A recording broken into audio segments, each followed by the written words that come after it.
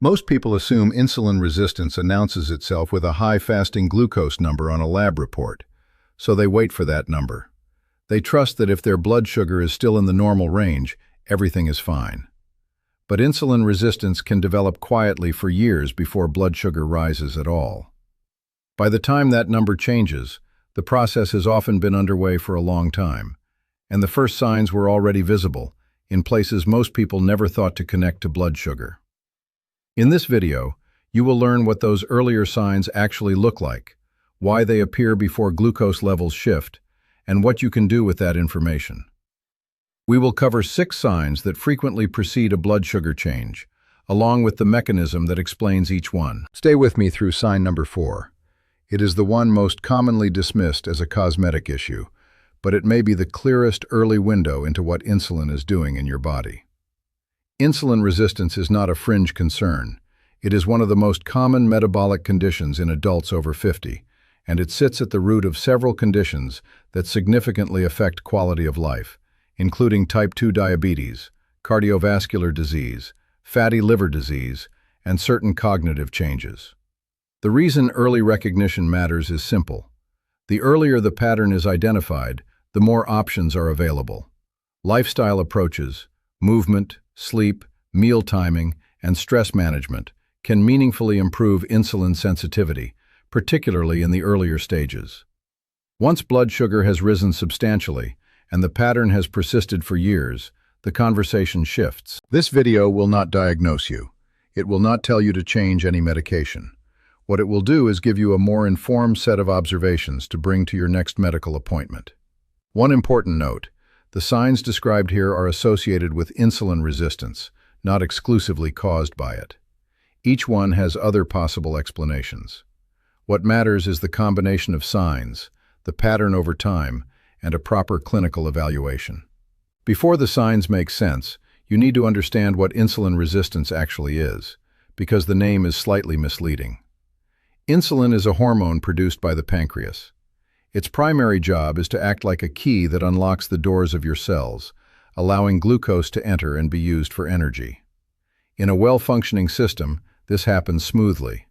You eat, glucose rises in the blood, insulin is released, cells open their doors, glucose enters, and levels return to normal. Insulin resistance means the locks on those cell doors have become difficult to turn. The key is there. The pancreas is producing it, but the cells are not responding as readily as they once did. The pancreas responds the way any system would when the first attempt does not work. It tries harder. It produces more insulin. Think of it like a doorbell that the person inside cannot quite hear. The visitor rings once, no answer. Rings again, harder. Eventually, the visitor is pressing the bell continuously, and the person inside finally stirs. The bell is ringing. The door eventually opens, but it took far more effort than it should have. For a while, this compensatory increase in insulin keeps blood sugar in the normal range. That is why blood sugar does not rise immediately. The pancreas is working overtime to manage the resistance, and it succeeds, temporarily. Blood sugar looks normal on the test, but insulin levels are elevated, and that elevated insulin has effects throughout the body that show up well before glucose changes. Those effects are the early signs. Sign 1. Persistent fatigue that is worst after meals. The kind of fatigue most associated with early insulin resistance has a specific timing pattern that distinguishes it from general tiredness. It tends to appear in the hour or two after eating, particularly after meals that are higher in refined carbohydrates or sugars. You finish lunch, and within 90 minutes you feel a significant drop in energy. Not gradual sleepiness, but a heavier, more sudden dip. You may feel like you need to sit down, or that concentration has become noticeably more difficult. What is happening is this. When insulin resistance is present, even though blood sugar is being managed, the cellular uptake of glucose is less efficient. Your cells are not receiving fuel as smoothly as they should be. The energy available to the brain and muscles after a meal is less consistent than it would be in a well-functioning system. The result is that characteristic post-meal slump. This is different from the mild drowsiness after a large meal that most people experience occasionally. The pattern worth noting is this. Does it happen regularly? Is it specifically tied to meals? Does it disrupt your afternoon functioning in a way that has changed over the past few years? That shift, a change in how you feel after meals compared to how you felt 5 years ago, is more significant than any single episode. The next sign is one that billions of dollars in skincare products are sold to address, without ever touching the underlying cause. Sign 2. Skin tags in specific locations. Skin tags are small, soft growths that hang from the skin, usually connected by a thin stalk. They are extremely common and often dismissed entirely as a cosmetic nuisance or simply a feature of aging skin. But their location tells a more specific story. Skin tags that develop in the folds of the body, the neck, armpits, groin, under the breasts, or around the eyelids, are associated with elevated insulin levels. The connection is not fully understood, but the leading explanation involves insulin's role as a growth-promoting hormone. When insulin levels are chronically elevated, as they are in insulin resistance, that growth-promoting activity can stimulate the development of these benign skin growths in areas where skin rubs against skin. A skin tag in isolation means very little. But if you have developed multiple skin tags in the body fold areas described above, particularly if they have appeared in greater numbers over the past several years, that pattern has been noted in the medical literature as a possible early signal of elevated insulin and insulin resistance. This is worth mentioning to your doctor specifically, not because the skin tags themselves require treatment, but because their appearance alongside other signs on this list adds meaningful detail to the picture. Sign 3. Increased hunger shortly after eating. This sign feels paradoxical. You ate a full meal an hour ago, you should not be hungry, and yet there it is, a genuine physical urge to eat again. In a normally functioning metabolic system, eating raises blood sugar, insulin is released, glucose enters cells, and a set of hormones signals the brain that fuel has been received. Hunger fades, satisfaction arrives. In insulin resistance, that satiety signal is less efficient. Even when enough food has been consumed, the cells are not receiving glucose as readily. The brain's hunger centers continue to detect unmet fuel needs. The signal to stop eating arrives late, weakly, or not at all for a period after the meal. Picture it like a fuel gauge that reads low even when the tank has been partially filled, because the sensor connection is not working properly. The reading does not reflect the actual situation, and the system keeps asking for more. This pattern of persistent or returning hunger, particularly when it appears shortly after a meal and is paired with the post-meal fatigue from sign 1, is a meaningful combination. Together, they suggest that the cellular uptake of glucose from that meal was less effective than it should have been. Comment below if you have noticed this pattern, feeling hungry within an hour or two of eating, even when the meal was substantial. It is more common than most people realize, and it is often labeled simply as having a big appetite rather than investigated for a metabolic cause. Sign 4. Darkened velvety skin and body folds. This is the sign mentioned at the opening, the one most often treated as a cosmetic issue. The condition is called acanthosis nigricans. The name sounds complex, but the appearance is quite recognizable. Darkened patches of skin with a velvety or slightly thickened texture, typically appearing on the back of the neck, in the armpits, or in the groin. The skin may look like it is dirty or like a shadow that does not wash away. Sometimes the affected area feels slightly different in texture from the surrounding skin. The mechanism connects directly to elevated insulin. Insulin acts on receptors in skin cells, and when insulin levels are chronically high, it can stimulate the growth and pigmentation of skin cells in the fold areas where those receptors are most concentrated. The result is the visible darkening and texture change. This is one of the most direct visible signs of elevated insulin in the body.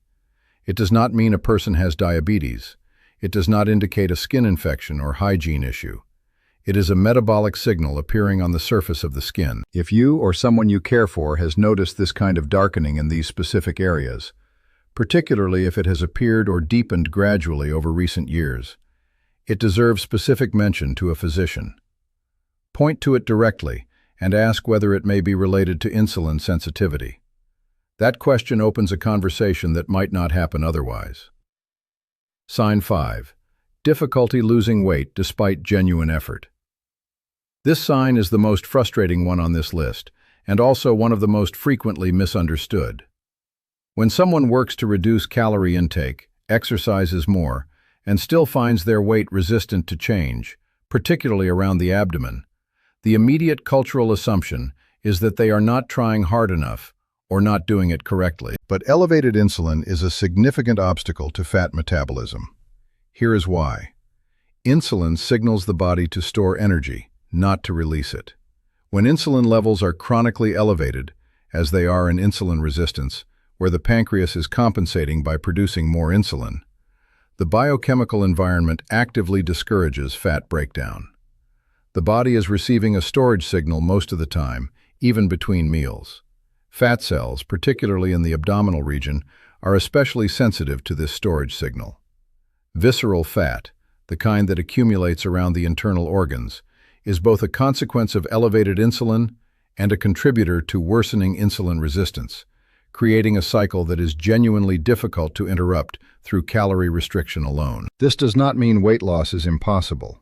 It means that the approach matters. Strategies that reduce insulin levels, such as adjusting the timing and composition of meals, increasing movement after eating, and improving sleep, may be more effective for people with insulin resistance than simple calorie counting. That is a conversation to have with a healthcare provider, ideally one familiar with metabolic health. The point here is that if weight loss efforts have felt genuinely ineffective despite real commitment, insulin resistance may be a piece of the explanation, not willpower. Sign 6. Brain fog, especially in the afternoon. The brain is one of the most glucose-dependent organs in the body. It does not store much of its own fuel. It depends on a continuous, well-regulated supply of glucose from the bloodstream. When cellular glucose uptake is impaired by insulin resistance, the brain can be among the first organs to register the effect, particularly during the hours between meals, when blood sugar may dip slightly, and the compensatory mechanisms are working harder than usual to maintain supply. The experience is often described as a difficulty concentrating in the afternoon, a sense that thinking requires more effort than usual, slower word retrieval, or a reduced ability to stay focused on a task that would not have felt difficult a few years ago. This is distinct from serious cognitive decline. It tends to fluctuate, better on some days, worse on others, often worse after higher carbohydrate meals or during periods of poor sleep. That variability is itself a useful piece of information. The brain fog associated with insulin resistance is not inevitable and not permanent. Improving insulin sensitivity through the approaches discussed in the action plan below has been associated with improvements in cognitive clarity in some people. That is not a cure, and it is not a guarantee. But it is a reason not to accept afternoon mental cloudiness as simply a feature of getting older. That variability is worth tracking, and it connects to everything that has been covered in this video. These 6 signs, post-meal fatigue, skin tags in body folds, recurring hunger shortly after eating, darkened velvety patches of skin, difficulty losing weight around the abdomen, and afternoon brain fog, do not each mean you have insulin resistance on their own.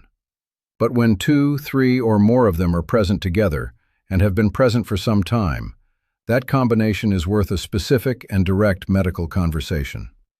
Here is a practical framework. Step 1. Over the next 2 weeks, log which of the 6 signs apply to you. Note which ones have appeared or worsened in the past 2 to 3 years. Recent changes are more informative than long-standing patterns. Step 2. If acanthosis nigricans, the darkened skin and body folds, is present, photograph it if possible. Pointing to a photo during a medical appointment is far more specific than describing it in words. Step 3. At your next appointment, ask specifically about insulin sensitivity testing. A standard fasting glucose test may be normal even when insulin resistance is present. A fasting insulin level, or a 2-hour glucose tolerance test with insulin measurements, gives a more complete picture. Ask your doctor whether these are appropriate for you given your history. Step 4. Ask whether any of your current medications may affect insulin sensitivity. Several commonly prescribed medications, including certain blood pressure drugs, statins, and corticosteroids, can influence glucose metabolism. This is not a reason to stop taking them. It is a reason to have an informed conversation about the full picture. Step 5. Consider tracking your energy and hunger patterns after meals for 1 week. A simple note after each meal, how you felt at 30, 60, and 90 minutes, gives you and your doctor concrete data rather than a general impression. The idea that insulin resistance only becomes visible when blood sugar rises is one of the most consequential misunderstandings in everyday metabolic health. The body gives earlier signals. They appear on the skin, in the energy patterns after meals, in the stubborn weight that defies effort, and in the clarity of afternoon thinking. None of those signals is a diagnosis. But together, as a pattern, they are a reason to ask better questions at your next appointment, before the glucose number changes. One immediate step. Look at the list of 6 signs from this video and count how many have been present for you in the past year. If the answer is 3 or more, that count is worth writing down and bringing to your doctor. If this video helped clarify something you have been wondering about, sharing it with someone you care for may matter more than you expect. Many people managing these signs have simply been told to try harder, without ever being told what the signs might mean. In the next video, we will look at a related topic: the 5 foods that cause the sharpest rises in blood sugar after 50, and why 2 of them are commonly considered healthy choices. The goal is not to find something to fear in every morning symptom. It is to recognize the patterns that make a conversation with your doctor more specific, more useful, and more likely to find something worth addressing while there is still time to act.